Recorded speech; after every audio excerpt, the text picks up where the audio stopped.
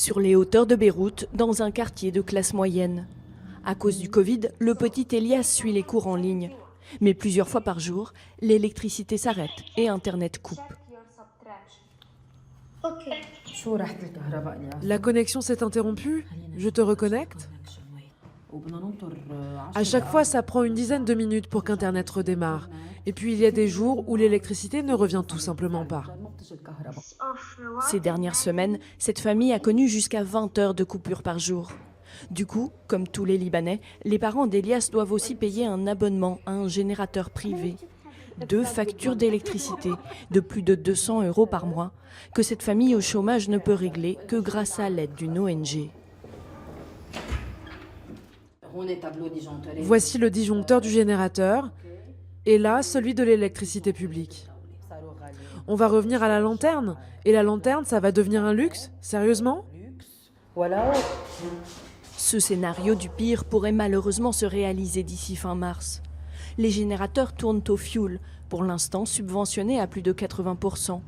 Mais l'État libanais, criblé de dettes dans tous les domaines, a annoncé la fin de ces aides. Les propriétaires de générateurs menacent de répercuter la hausse des prix sur leurs clients, déjà ruinés par la pire crise financière de l'histoire du Liban. S'ils enlèvent les subventions, ça va être une catastrophe énorme. Tout va augmenter. Tout. La tranche de pain, les médicaments, les hôpitaux.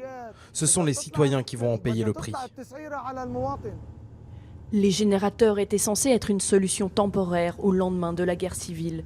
Mais depuis le début des années 90, aucune centrale électrique n'a été construite.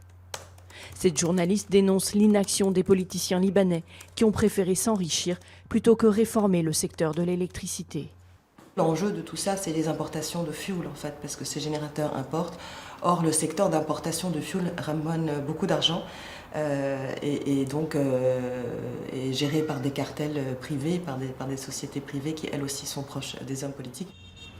Une corruption endémique dénoncée depuis plus d'1 an par la population. Il faut qu'ils partent, un à un.